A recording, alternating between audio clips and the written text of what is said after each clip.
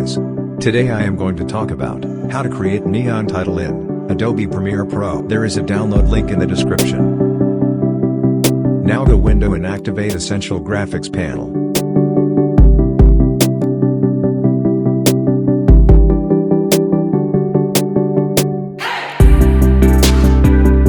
Now click on the Install Motion Graphics Template button at the bottom. Now select the downloaded MOGRT file. Now drag and drop on timeline.